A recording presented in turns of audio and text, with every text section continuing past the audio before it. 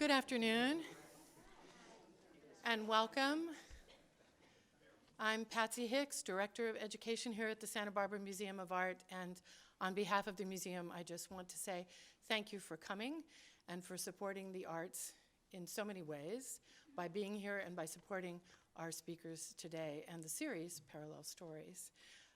And to make this the most optimal experience, we also thank you for taking care and wearing masks. As you see, I've taken mine off when I'm speaking, as will our guests today, but we thank you for keeping to those rules, even though we hope we can soon toss them aside. And I also want to ask you please to turn off your cell phones so that we don't have that distraction in the midst of everything. Okay. So, I want you to know that this is an anniversary of sorts. In October of 2015, author Jonathan Lethem was here on this stage in conversation with artist Charles Long at the invitation of then curator of contemporary art, Julie Joyce, who is here with us today. So we thank you, Julie, for that. Yes. And that evening was the first episode, if you will, in the now 7th year of a series that has allowed us to explore how art forms inform, influence, or amplify each other. And tonight is no exception, as Jonathan returns, this time in conversation with artist Marshall Brown, whose show, The Architecture of Collage, is on view upstairs, and I hope many of you have already seen it or will come back to see it. And that is thanks to the vision of our current curator of contemporary art, James Glisson. So we thank you, James.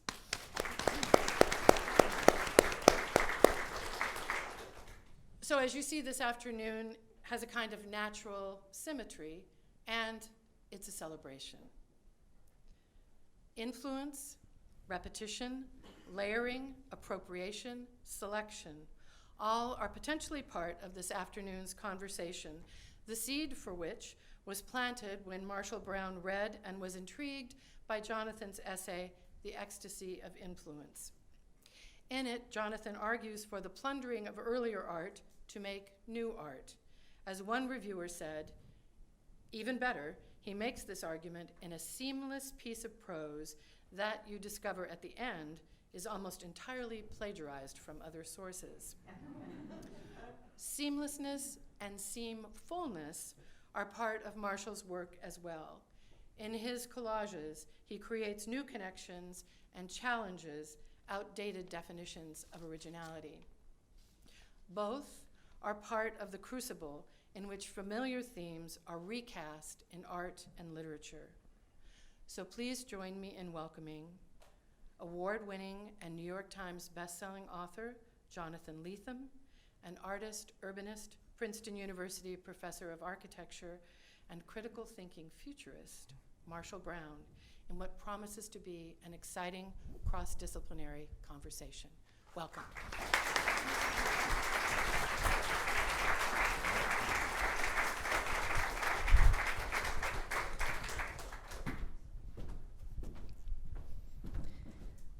Thank you for that great introduction. Oh, I think I'm green. Yeah. Can you hear me now? Am I broadcasting? Great. Yes, I think I'm green as well. Yes. Good. Okay. Good. That was a perfect introduction, and because I'm obsessed now with thinking about the seams in your work after reading the essays that accompany the gorgeous catalog, and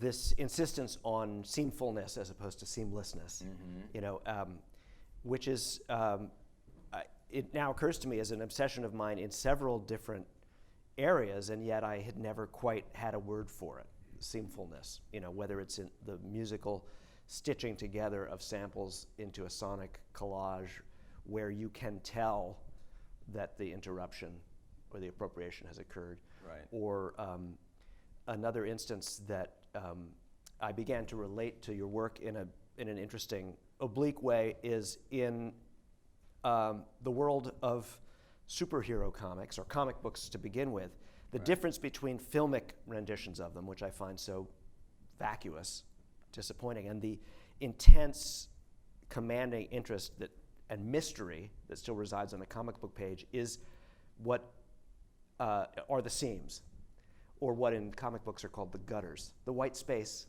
that you have to jump across from panel to panel. And so suddenly I'm seeing them everywhere as the signature of what interests me.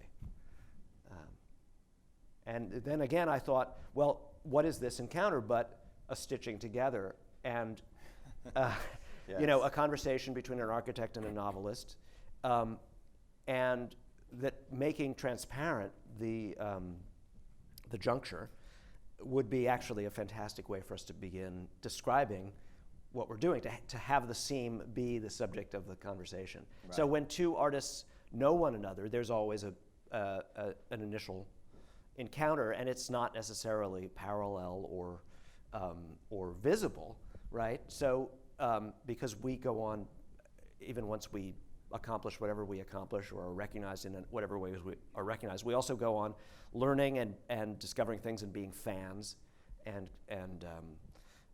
making encounters. So I'm very new to Marshall's work, and I'm kind of intoxicated with it. I'm obsessed with it right now. And in it, I find the trace, when I look at your essay, of an encounter that you and I were having without my knowledge, which is you were reading the essay, The Ecstasy of Right. Influence, Yeah. and incorporating it into some of your thinking and quoting it, of course, as is appropriate. It's fundamentally a quotation, so it should be quoted as heavily as possible.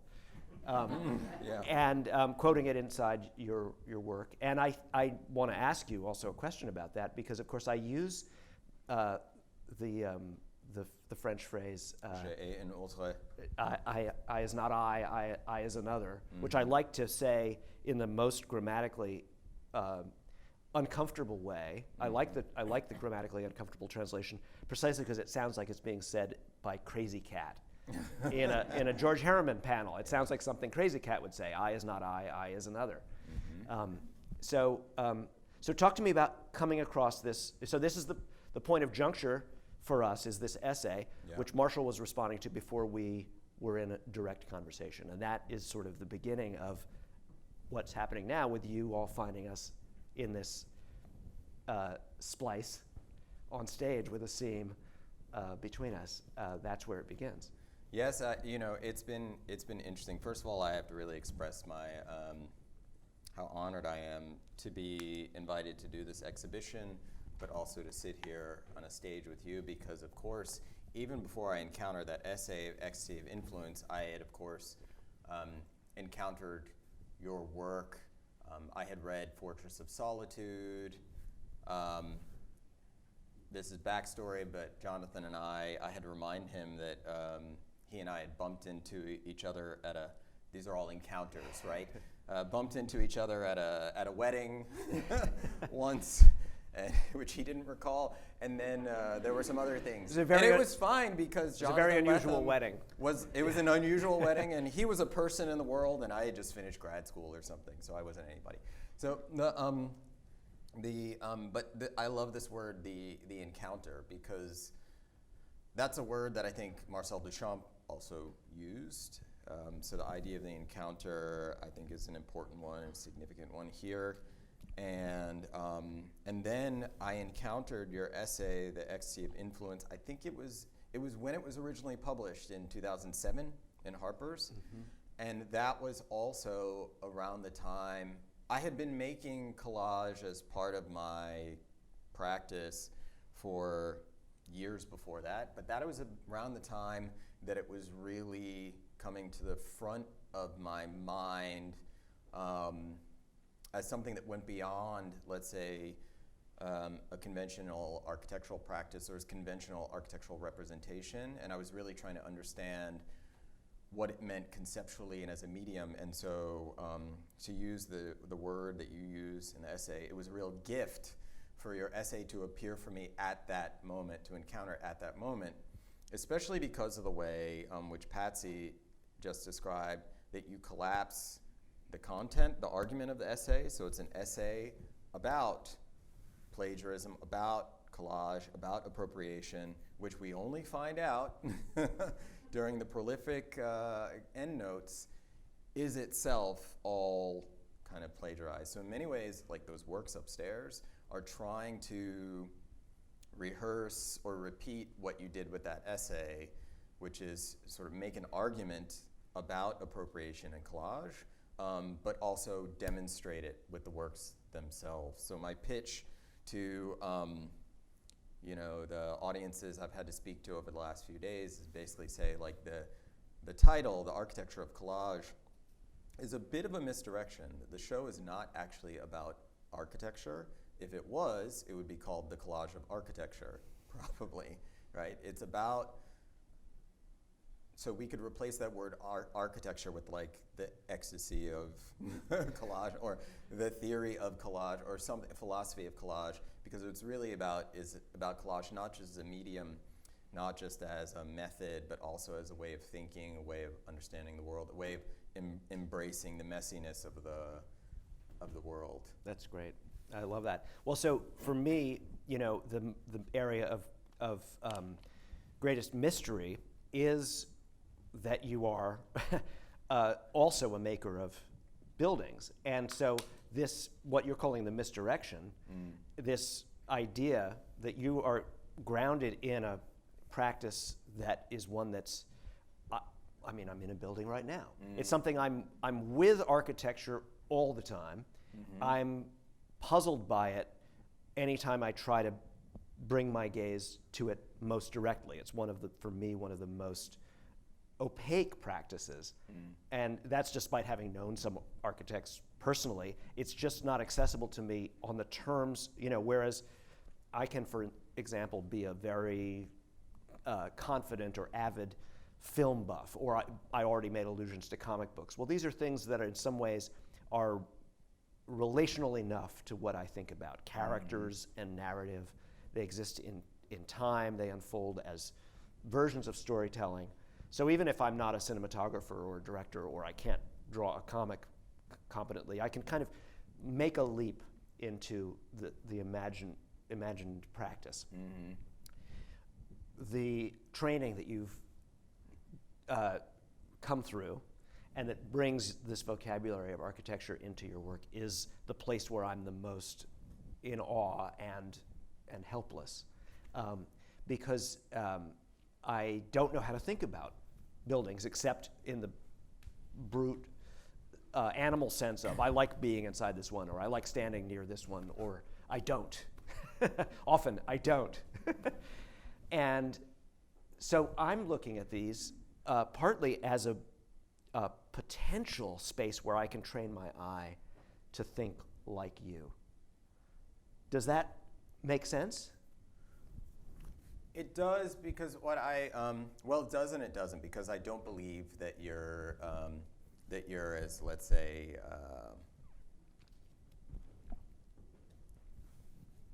estranged from, let's say, architecture as you claim to be right now, because I know you have some thoughts and ideas about it. But that said, let's put that aside. At the same time, I think I know what you're talking about, because what's also, I think, important to recognize about these works, about these collages, is that the raw material is not architecture itself. It's not architectural drawings or models or these other kinds of abstractions. For the most part, it's actually photography. And it's architectural photography, which is something that we're all, but it's photography. And it's something that we're all familiar with in the same way that you feel a certain access to, let's say, comics or cinema, which are things that are also close to my heart. So I think that has been a way, these works, or this body of work, has also been a way for me to reach different kinds of audiences and have different kinds of conversations about architecture. Architecture, I think what is true is that architecture tends to have a high bar for entry. Even though we're all in buildings all the time, first of all, architecture is not the same thing exactly as building, right? It might be, you might disagree with this comparison. It's like talking about literature and writing. Like, writing can be literature, but not all writing is literature. Not all building is architecture. There's a certain kind of excess right? It's like everything that you didn't have to do is the architecture, right? You can inhabit a non-architectural building. Yeah, yeah. And there's probably architecture in every building, but it's, I think everyone understands the comparison. And so, but architecture tends to, in many ways, have a high barrier to entry. How we talk about it, the criticism of it, the kinds of drawings and models and things we make, architects themselves and the way we tend to speak or don't speak, the outfits we wear, et cetera. And so, or just the way that architecture also represents power in the world. Right? Or the amount of space it takes up. The way it makes us feel small, always in the face of its scale. So I think that these works, and so there's photography, and then there's just collage itself, right? Because collage, in a way, has always been a kind of, how do we say, a kind of low or base technique. It's about things that we find lying around. Yeah. It's about scissors and glue. It's not oil paint. It's not bronze. It's it's photocopies and torn up books and tape and mess, and it's fast. So I think that there's something about those aspects of these works that maybe allow people to get a little closer, a little bit more easily. Of course, yeah. And then but still engage, very, engage new worlds, engage great spaces, be challenged. Great. Be confused. Yeah, well, so there's so many threads I want to follow.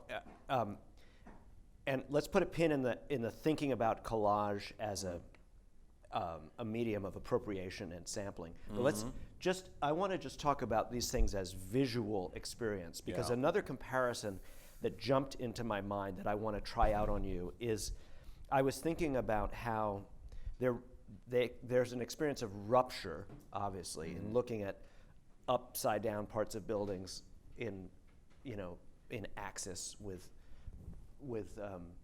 right side, and also just pieces of buildings that you can't imagine entering, or you don't know what it would be like to turn the corner. And then it occurred to me that what you look at when you look at an architectural drawing or a very clean, kind of controlled photograph of an admirable building, an interesting building, is not what you experience when you walk up to it or walk into it or around it, because you can't encompass it and have it be so stabilized for you. Yeah. And this reminded me of when I saw the filmmaker Stan Brakhage in a conversation on stage like this one, except he was alone, just fielding questions from the audience. And someone did a good thing, which is they asked him a really simple question, almost like, why do you do what you do? Why is it so hard to stop and look at things in your film? Why are they moving in weird, disrupted ways and with so much flickering? And he said, well, the kind of looking that normal film proposes, where everything is stabilized, isn't what our eyes are doing. Yeah. Our eyes flit around and blink, and we see things in fractured ways. Yeah. And so I feel like these informed me about the fact that I don't look at buildings the way photographs or drawings tell me I look at buildings. Yeah. In fact, I look at them the way your collages look at them, which is I'm distracted and fractured, and I'm inside and outside at the same time, or I'm making passage, and I can't encompass them. And there are ruptures because I blink and because I'm also looking at my guidebook or talking to someone. So the building is a kind of a Stan Brakhage film. It's not a Stanley Kubrick film. Yeah, it's absolutely true. I mean, this is so I'm working on a as yet untitled film project that I started in Berlin in 2021, because I've been doing some kind of minor experiments with video and narratives in other projects over the past several years. And I was fortunate enough to be in Berlin for 3 months last year, and just trying to focus on the medium of cinema itself, right, outside of any narrative, and ask myself the question, well, you know, if you could, because architecture shows up, this is the thing we care about, like film. I think we're probably going to wind up talking a lot about film. Yeah. Because architecture, there are many great films that we know of where architecture plays a really important supporting role. So, am I doing that? Maybe, I don't know. We can name a few, like Godard's Le Mépris, right? That's a famous one. Or in English, we know it as Contempt. Spike Lee's Do the Right Thing, which is really a film about the day in the life of a city block, right? It is so tightly framed around that block from like corner to corner, you know, stoop to stoop. And there are many, Blade Runner, of course, that's the one that's mentioned all the time. I always think of In a Lonely Place by Nicholas Ray, the courtyard and the two characters who can look through each other's windows simultaneously. Right. So, architectural films, there are many great ones. Films about architecture are mostly terrible. Right? And there's a distinction. There are architectural films and there are films about architecture. But architectural films are really great. So I wanted to ask this question of, well, you know, if architecture could step out of the supporting role into a leading role, right, and you could make an architectural film or a cinema of architecture, what would that be like? You know, and how would I make that, and what would the rules be? And I started to think about, well, an architectural film, and this gets back to like the cutting, right, and framing, tight framing, and never showing the whole thing. I said, well, architecture is really big, like a monster. Architecture is a monster. And the best monster films, or the best parts of most monster films, are the beginning. When you can't see the creature. You can't see the whole creature, Right. right? When you only see the fin, when you only see like Godzilla's scales on its thigh, like you only see the destruction as a result of the creature's presence. The longer they can delay the disappointment of showing you the whole thing, the better, right? So rule number one was like never show the whole monster. So I went around Berlin looking at very notable buildings and spaces from architectural history from way too close, and photographing them really close, you know, and kind of defamiliarizing that way with a very simple camera, which is like the opposite of what architectural photography does. And so when I started to look back at these collages, realized like, oh, I'm basically just doing the same thing with the camera frame that I did with my knife. Closer, right. Yeah, just keeping the parts that I'm interested in, throwing out the rest. And then thinking like, oh yeah, but that's what architecture, that's how we always experience it, is we can never see the whole monster. Right. You know, we never see the whole monster. Right. We just see these pieces. And only in the artifice of architectural photography do we see the whole thing, right, in corrected perspective and monumental, and somehow the tower, even though it's 100 stories tall, is straight. You know, it's so artificial. And I'm using the artificiality, but also taking it apart again. That's great. Okay, so now I'm going to switch back to appropriation and collage, because for you, in Berlin, there are famous and recognizable buildings. Yeah. For me, maybe there's a couple. And in the vocabulary of your collages, if someone who cultivates, either is trained or is a major kind of fan of architecture, there are more recognizable quotations than for people who maybe have a relative building blindness. Yeah. So, I mean, I was able to glance at this and say, okay, the TWA, you know, that was a pretty easy one, right? So, this is like if you're a first-time listener to De La Soul's 3 Feet High and Rising. It's a different record for you if you know No Strings Attached by the Mad Lads than if you don't know No Strings Attached by the Mad Lads, or Peg by Steely Dan. Right. So the person working with a tissue of quotations has to make something that functions twice. For the person who's going to recognize the sampling and for the person who will not recognize the sampling. Can you talk about that decision making? Yeah, well, I mean, the question is who enjoys it more, right? The connoisseur or the person who just really enjoys dancing to it, right? Yeah. I mean, that is the question. They're enjoying it differently at different times for different reasons, or maybe you can do both. And so that's important to me. Like your essay, you know, it was a brilliant essay before I realized that there were all of these quotations and fragments, right? So the ability to do both. So the thing is, like, in those collages, I know most of the fragments. I know most of the samples, but even I don't know all of them. If I did know all of them, I would probably be an architectural historian, and these works wouldn't exist. So it would be a moot point. Is it important to me, this notion of connoisseurship, that people recognize the fragments? No. I think many people do recognize something in one of these collages, whether it's, I saw a couple of women just before the show struggling over one of the maps folded out from the book, trying to locate themselves in this map of Berlin based on their travels, right? At which point I thought, oh, isn't that great? Well, I thought a few things. I thought, wow, the book has become part of the display in the show in a really wonderful way. But I also thought, like, oh, what a terrible thing I've done to people. Like, confusing them. They think these maps are functional. Right. But then to talk about the other collages, which have the images of these different buildings, does it matter? Is it great if someone can say, like, locate themselves in it based on their experiences or an architectural history course that they took? That's great, you know, because that's a point of connection.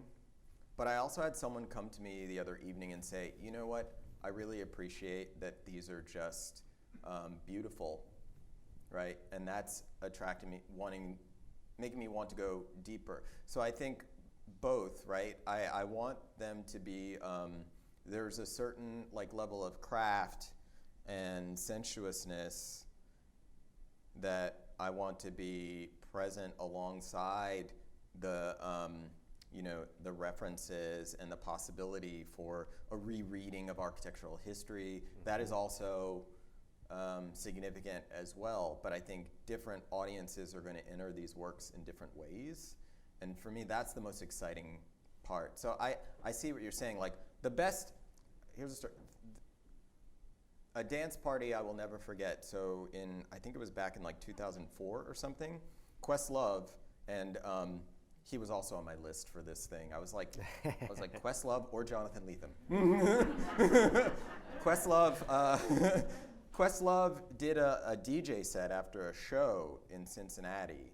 It was like $5 DJ set, and he was already Questlove. So this was like a huge thing at this like crappy bar in hipster bar in Cincinnati, and I went with a curator friend of mine, and he did this like 3-hour-long DJ set for this dance party, where he played, you know, he probably played some De La Soul and others, where he would play a hip hop song, then he would play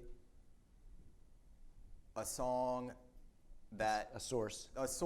Yeah. that song was sampled from, and he did that alternating back and forth on vinyl. Great. For like 3 hours straight. And we all just danced, right? Yeah. I mean, so you could recognize the mastery of the encyclopedia that this person possessed, but also you just had to. The only way to celebrate it was to dance to Respond with your body. Was to respond with your body. That's great. Yeah. Okay, well, this is perfect to take us to another aspect of this work that I'm thinking about, which is the human body. Mm-hmm. And so I talked about the human eye and the revision of a relation to buildings that this proposes, but also bodies appear. And that, of course, that's not unique. One of the peculiarities of architectural models and architectural drawings is these little tiny figures are often seen in the shadow of these monumental forms. And you joked just now about like how you felt you'd cast those two people who were fumbling with the map into a kind of a strange space, almost like you'd shrunken them into little figures and they were helpless inside something that an incomprehensible map. I often think there's something, it's a gesture intended to humanize the building that the little figures are put in, but in fact it's a reverse. It's dehumanizing, because the worst thing in the world would be to be one of those tiny little pencil marks next to the giant building. It's like a very shrunken version of human existence. Now you have allowed figures to come in and also be implicit in their being dismissed from some of these spaces, but it's a very different relation to these collages when the people dwell in them. I mean, there's the one that I think seems to me to comment the most on the unhappy fate of people in architectural drawings, which is the one where the little figures are looking up at that sort of planetoid. Looks like almost a planet with a ring around it. I'm forgetting the name of the collage, but I can find it. We have the book. Yeah. But then in others, they seem to be a little more present or capable of contending. I mean, here, I joke that this is an airport where there are only cars. And these people seem to be sort of waiting and disappointed, where are the airplanes? But they're also larger, and they're at times your characters or your figures are more able to seem to be present in the difficulty of the situation, as opposed to just being cast as helpless, ant-like puppet figures. And is this? Are you advocating for the human presence in these forms? And if so, how does that relate to the tradition of architectural drawing? Yeah. So architectural photography and architectural representation have a fraught relationship with human beings, I think. Yes, they're often, we like when you see architectural drawings, sometimes, and not even always, only in really presentation drawings, but sometimes we add little scale figures like people or trees or, automobiles or whatever. Le Corbusier famously created this figure called the modular man, which was this kind of scaling system, and actually there he is, the modular man, on the right side of a choice to do both on the left side, but he's upside down. So that's Le Corbusier's modular man, which was a system for scaling architecture and furniture and the human body against the human body, but of course an idealized human body, which is problematic on a lot of levels, an idealized kind of male human body of a certain size. So there are all those issues. And then architectural photography has a funny thing where much or most of it, and one can see the effects of this up in the gallery, is devoid of human presence. And so even when I make these collages, I have a rule for myself that I don't place human figures into the images. If they happen to be in the images already, it's fine. I leave them there, but I don't go looking for them. And so, therefore, when they appear in the collages, they become all the more conspicuous. And often I also like cut their heads off, because it's kind of strange. And actually, that image bothers me. That collage, I'll confess, that collage bothers me will always bother me because of the woman turning, looking right at you. Right, she's looking right at you, and it captures, because we're human beings, right? It's like suddenly all of your attention, empathy goes to her face, her eyes, and maybe that's why architectural photographers tend to just like everybody out of the frame, right? And so, but what is all this about? I'm not really sure, but I have some thoughts. architects like to sit and say to people so that we sound like humanists, right? Or upstanding human beings, that architecture is for people in the end. I'm not so sure that's true. Right? Because it goes back to this idea of architecture as a monster. First of all, it exceeds us, not only in scale, but also in time. In time, and a lot of this is about time. A kind of problematic relationship that architecture has with time. It's a fiction. The things we conjure don't exist yet. It's closer to like what you do. Mm-hmm. It's proposals. Yes, proposals for a future reality. And so even if it is for people, the people who it's for aren't here yet. They haven't arrived. So how can it be really for them? Or if you really think about architecture with a capital A, like let's say a cathedral, well, that's not your house, that's God's house, right? Or a library, is it really for people? No, it's for the books. The theater is for the film, right? It's not actually for you. People are just allowed in. We're allowed in, right? The museum is for the art in the end. It's cold in here. We don't care if you're cold. In this model, it's sort of like every building is Fort Knox. Right. Holding something bigger than people are allowed to monkey with. Right. It exceeds us in many ways. And the city even more so. So I think that in some ways, this kind of problematic relationship that you're sensing, that the collages and that the photographs and our drawings and other things have with human beings, has to do with that. That, you know, we're just visiting. You know, we're just visiting. Great. Okay, so you encountered my essay in 2007, and it was not. Of course, it was not something that arose in a vacuum. I wrote it or assembled it because I was galvanized. Certain instincts I had about the importance of collage art and the importance of appropriation and the importance in my field of literature of intertextuality. Yeah. And my field is one that tends to hide, play at seamlessness a lot more. It tends to hide appropriative gestures a lot, which bugged me. I was like, why aren't we more open about our collages? Because literary collages are real too. And all texts are literary collages. But this feeling in me was galvanized by something at the time that was nicknamed the copyleft. It was a coming together of a variety of advocates, some of them just legal advocates, like Lawrence Lessig, who was arguing against the extension of the Copyright Act, and some of them art critics coming out of the tradition of artists like Rauschenberg and Warhol, who were saying, come on already, let's recognize that appropriation is fundamental, that it's basic.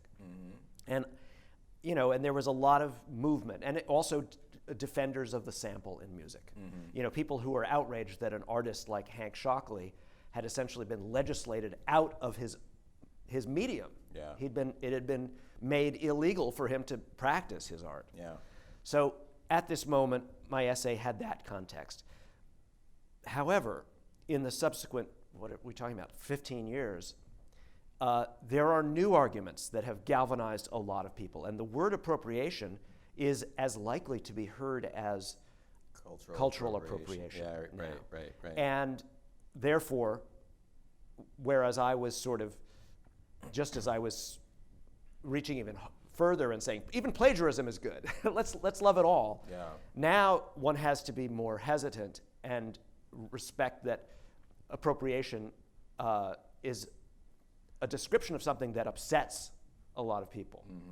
And I want to talk about this area and your responsiveness to that kind of anxiety, okay? Because it's I think, in the foreground when you think about appropriation now, that it's of whom by whom is going to be the key question.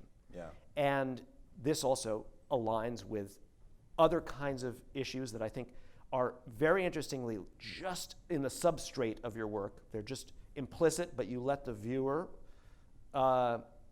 decide how much or how little to deal with them, like the presence of a whole series of things that are described as prisons, for example. Yeah. And that the current conversation, which I'm very alive to and can, of course, be placed in a very uncomfortable relation to, doesn't ignore this kind of political implication at all. Right. How are you controlling those implications in this series of gestures? Yeah, I'm not. I don't think you can control it. And, it's funny to talk about controlling anything in the context of the kinds of things that we're talking about, right? Yeah. It's like relinquishing control. But I think you provided the answer early on with your essay, right? Because that was another clever move on your part by quoting all these things and then just confessing it immediately, right? Paying honor to all of these predecessors. And you talked about this notion of the gift, but just that act of saying like, okay, like stealing all this stuff and say like, I stole all this stuff, which is a model I followed as a model of practice. To say like, people ask me like, do you take these photographs yourself? No, these are all cut out of books or cut from maps, right? I stole all this stuff.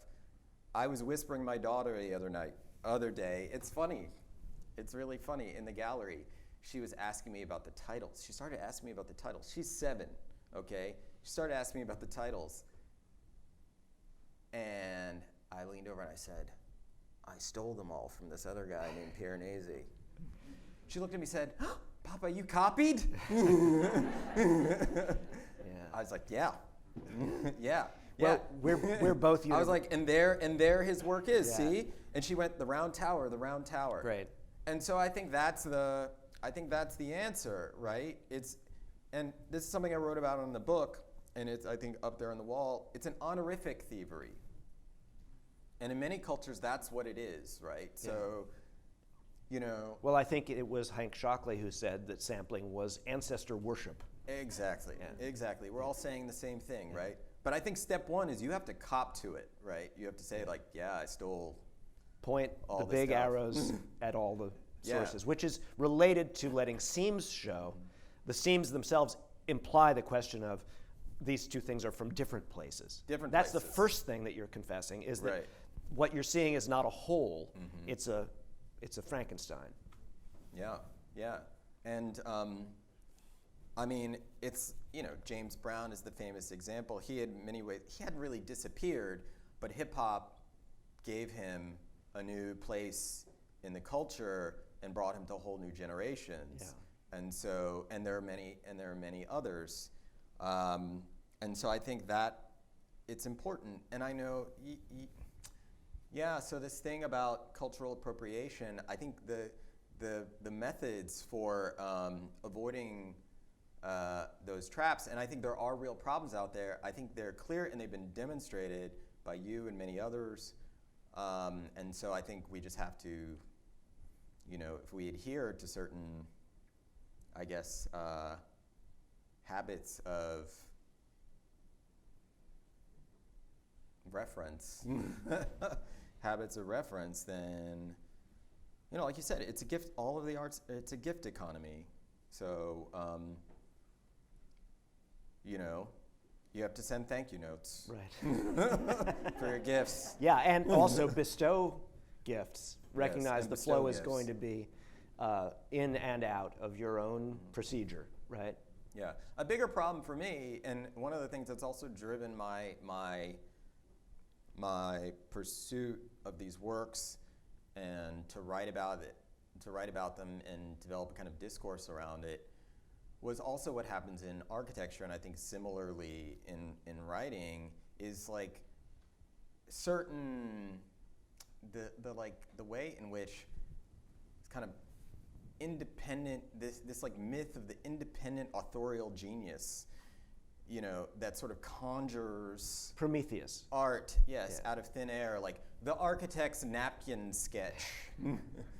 That somehow, these masterworks get conjured out of thin air, and so it's just not what happens. I think what happens in the heads of most most architects, like you say with that essay, what happens in the heads of most designers and most artists, et cetera, is a lot like what's happening on this paper, that I'm just doing it for you on the paper. I'm performing it on the paper. And so you know, I kind of leaned into it, this cultural appropriation, talking about ancestor worship. I started talking about creative miscegenation, which was a thing that I was able to say, but it was like, well, no, it's worse than cultural, it's worse than appropriation, it's miscegenation, right? But trying to say that this miscegenation is important because those references make the new works legible, but they don't, your references don't constrain you, that the new work and the existing works start to enter into a new set of relations. Great. So, okay, so there's one more motif I want to propose to you, and then I think we should turn to people for questions and continue the conversation with their help. And that is, again, you've led me to it perfectly. Not only doesn't it come from nowhere with a napkin sketch, but the work, a building above all, doesn't enter into a vacuum space. It gets placed in an existing context of relations. Cities are already there when new buildings are placed in them, right? So the city is a collage. This also tells the truth about the destination of the object that's being scribbled on the napkin, or however it's coming into being, is that it's going to become part of a collage, whether it's going to acknowledge this, you know, voluntarily or not. It's the truth of it. And this, of course, is the other area where you and I are already in conversation in so many ways, is urbanism. It's thinking about cities and the puzzle. I mean, you mentioned Spike Lee's film about a block, and you know, I often go back to the framework of just the block I grew up on, trying to fathom even the amount of life and contradiction that was packed into, you know, one strip of row houses, and the different meanings that pile up inside them, and let alone if you begin to explore their histories, who was there just before you, you know. And so this fundamental collaged nature of the city is another, seems to me to be another real urgent topic here, you know, because the encounters one has with architecture, they're always also with its context, what it got next to, and how well or badly that worked out. I mean, and even to bring it closer to home, like go beyond the city to the modern and contemporary metropolis. So let's bring it west to like Los Angeles, or you know, in Santa Barbara. And it's, you know, I spent most of my life in the East, and so in many ways California is still a kind of foreign country to me. But landing over, you know, coming into LAX, and you know, when we look at those Berlin maps upstairs, one could confuse them for the vast agglomeration that is also, you know, LA, which is, you know, I mean, you want to talk about the complexity of a city block in New York. Let's talk about the complexity of the Los Angeles metropolitan agglomeration.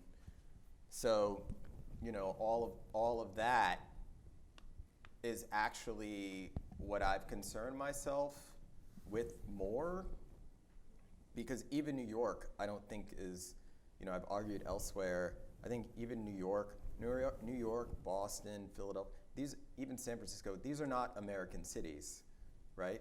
American cities are like Chicago, Los Angeles, Houston, these, you know, vast, sprawling, many tentacled, mostly flat, more unbuilt than built landscapes that the history of urbanism, or even our urban conventions, don't actually have great language or frameworks for understanding.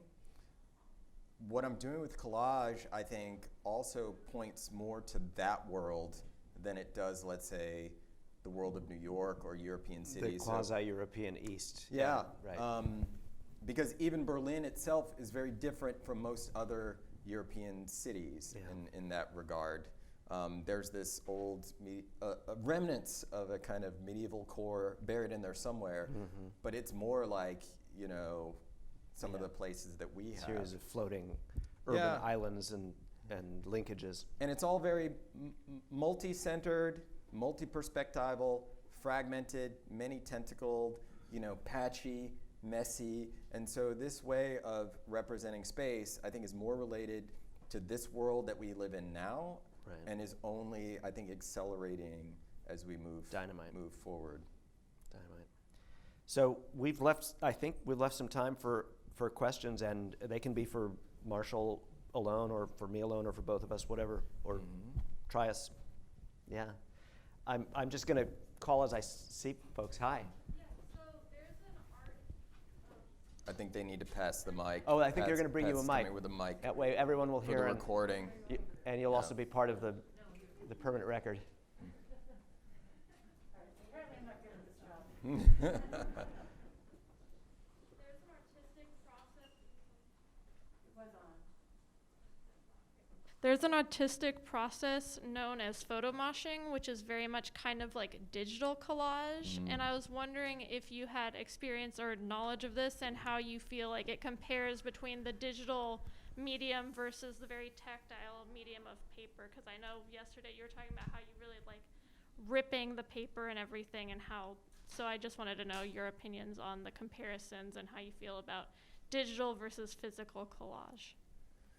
So I make all of my collages by hand, right? We have to, you have to always bracket that, because it's pretty much impossible in this world to avoid digital machines entirely. So even the photocopier I use technically is digital, but I do all the cutting, pasting, taping, gluing by hand. In the essay in this book, I try to make the argument, or at least express my position, that I actually don't think there's any such thing as digital collage. I think that when we're manipulating images in the ways that you're describing digitally, we're doing something else. We just don't have the language for it yet. So it's a kind of cultural lag. It's like when they called the automobile the horseless carriage, right? We just don't know what to call it yet. Or right now it's like driverless cars. Well, those things are not actually cars. They're robots. But we don't, no, it's a technical definition of robot. Yeah. We just don't know what to call it yet. And just with Photoshop and all that other stuff, and now there are AIs that do it. That's the news this week. You can just like put some words into the machine and it'll generate an image for you. We don't know what to call that yet, but I think, and it has to do a lot with the seams, the seamfulness of collage, that collage produces these seams, and I think that is actually where the magic is. It's what happens when we take two things and we join them by actually hold them slightly apart, and that seam is where the imagination enters. And in these digital images, you don't that have those seams, because that seam is actually a physical space. And so the seamfulness is something that, I think is a fundamental difference between these images that I'm putting into the world and the things that you're talking about. And it's not to say those things you're talking about are bad or wrong. I just think there's something else. They are something else.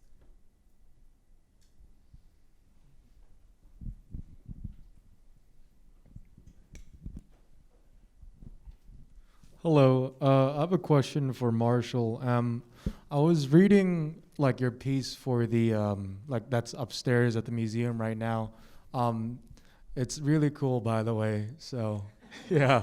I was reading like the French one that I unfortunately cannot pronounce, but whenever it's translated, it's like I as another. Mm-hmm. And I remember reading on it, and it says like it speaks to your how you reject like reductionist worldviews and whatnot. I'm just wondering if you could like elaborate on what you mean by that. Yeah, there's a few things. So reductionist worldviews. What do I mean by that? So there's some of the things we were talking about, like the kind of messiness of the city, of cities, for example, named The City, but which is also a reductionist way of speaking. But cities, the messiness and complexity of that. If you look at the maps upstairs, for example, maps are very interesting in the way, even more interesting in terms of more interesting than what they show is actually what they don't show, everything that's left out. Right, so that's a reduction. I have a lot of beef these days with engineers, because engineers are actually the people that are kind of designing and making a lot of the decisions about what happens with cities, and then by association architecture or public spaces now, because of this whole like smart cities and technology thing, which is not new but comes around every few decades. And engineers, no offense to any engineers, right? I work with a lot of engineers. They are trained actually to think about the world, think about everything in a very reductionist way. So we have some issue, right, or some problem we're trying to solve. So we reduce the number of variables to make a solvable problem. And then when you challenge them on it, so they could be thinking about anything like the environment or ecology, right? Or let's say water, the role of water in cities. This is something that's very close to home everywhere, but especially here, right? And so they say, well, you know, okay, how do we deal with the water issue?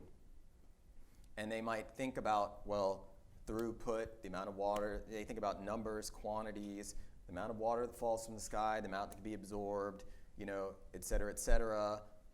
And then you say, well, okay, well, but what is, and then they might come up with a solution for the place, and you ask them, well, but what does this mean for, you know, how does this jive with, let's say, segregation in the city? And their answer is always the same. We didn't look at that. You know what I mean? We didn't look at it because their way of operating is about reducing the constraints and then, you know, coming up with an answer to solve for X. So, or not reducing the constraints, but reducing the number of inputs or concerns. So there's that. So it kind of relates to, so to go back to the work, what I appreciate about the work is that it, you know, unlike, let's say, when I make a drawing or something like that, I don't have to remake the world from scratch. There's all this stuff that's in there already, right? Like a random plant hanging out in the corner, like Jonathan noticed, which I didn't notice before, just like the trucks out there on the runway. You know, just that stuff that we usually reduce or extract from the scene in order to make a pretty picture, or in order to make things simpler. It's really more of a kind of maximalist approach, like, okay, just dump it all in there, right, as opposed to starting from a clean sheet. And we've got another question. And then I got a hand down We've front got some after in that. the front, yeah. Hey, thank you so much for this. You mentioned artificial intelligence earlier, and I think part of why this is so surprising and interesting right now is because it is outside of the realm of what we could create. And you mentioned how collage is the neighboring of two very different things. In a way, it echoes like dreams and psychedelics, and how two very different things can suddenly coexist. I'm curious about that shock value. How much do you think about shock and provocation when you're making your choices in a collage? I definitely enjoy being surprised by the works. So Jonathan was asking me if I do studies in advance of the collages you see up there on the wall, but I don't. So I think of collage as a medium of risk, and I try to embrace that risk. So it's kind of one and done. You know, like so those maps up there, those are not copies of the maps that I found that I cut up. Those are the actual maps, and so once they're cut up and using those maps, I can't do them again, right? Some of the images up there are photocopied, but only because I needed to enlarge them. But most of what you see up there in the gallery is cut directly from books or journals, you know, the actual books themselves, which I know is also transgressive as well, right? This is the thing we're all taught when we're children. You don't cut up books. And, but I cut up books and magazines and maps. So surprise is definitely, maybe less than shock or provocation, but sometimes there's shock, because I think in the early 20th century, like the Dadaists and constructivists and others, they were trying to shock. And what I've written, I think once or twice, is that I think where I've tried to not necessarily contradict those earlier versions of collage, but try to move the medium forward, is that, and particularly with the Chimera series, I'm focused less on trying to shock than I am trying to deceive. And that has a lot to do with the way that I craft the collages and try to find alignments between things. So rather than things just kind of like smashing into each other haphazardly or exploding in the way that the Dadaists or the constructivists might have done, right? I'm actually trying to carefully stitch them together so they start to merge. And then I think what the effect is, because you have the alignments and the seams, so the seam is the break, but the alignment is the join, they oscillate between being one and many, I and others, right? One and many, back and forth. That's taking a little bit away from the notion of surprise, but I think it's more about surprise than it is about shock, let's say.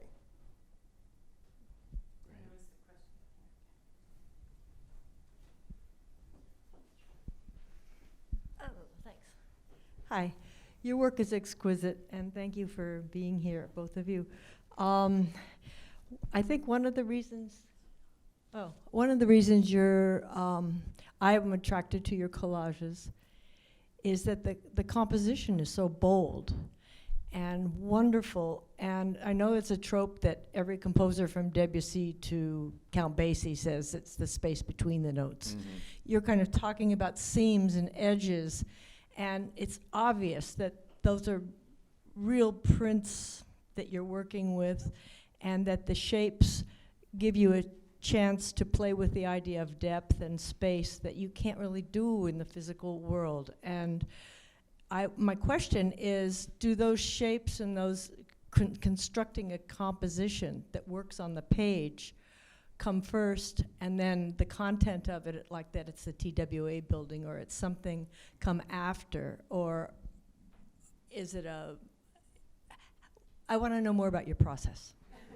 Right. So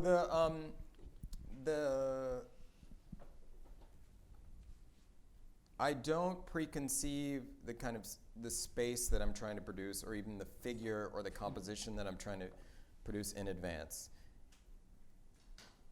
To a certain degree, it's about, again, me submitting to the maybe not completely submitting, but at least giving myself over to these images, which I have encountered, many of them many times over the course of my adult life and career and education. So again, influence, right? We come across these things so many times. And so in some cases, but I'm trying to also learn from these images and see what they, see what I can produce in response to what's there. Instead of, coming up with some kind of space that I'm trying to produce in advance. One can certainly detect that there are certain tendencies that I bring, right? And I'm making the choices, and it's my hand choosing where to cut and what not to cut and what to remove, et cetera, et cetera. But the result is very much, I think, dependent upon the images that are on the table or that I, again, encounter in the books. Does that start to answer the question? Yeah, so there's not a lot of planning in advance. It's mostly on the fly. So there's surprises when you see one thing next to the other. Yeah. And you go, wow, Yeah. But I have to make those choices, of course. One has to have a certain insight. Of course, I carry a certain knowledge of architectural history. I have certain formal sensibilities. I studied with people who studied with people who studied at the Bauhaus, for example. I taught in an architecture school that Mies van der Rohe founded and designed. So there's that, and he was a collagist also.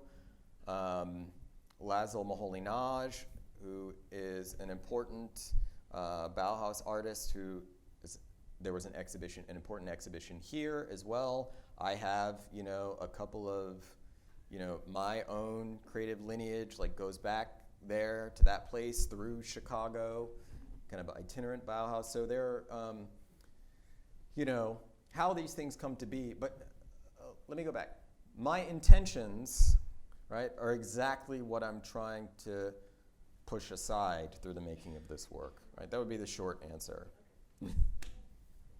So I think we have spent a beautiful hour with you, and thank you, and that might be a good place to stop, although I know this will continue to be buzzing in our heads and in our conversation. And I just want to say, before I say my thank you to you, audience, and to you both, that both these wonderful speakers, writers, thinkers have offered to sign books. So there are books outside here, or you might have brought one, for both Jonathan and or Marshall to sign. I thank you very much for what you have brought to us today, and for all that you have done, and mostly for getting us to think seamfully. So, thank you all. Okay.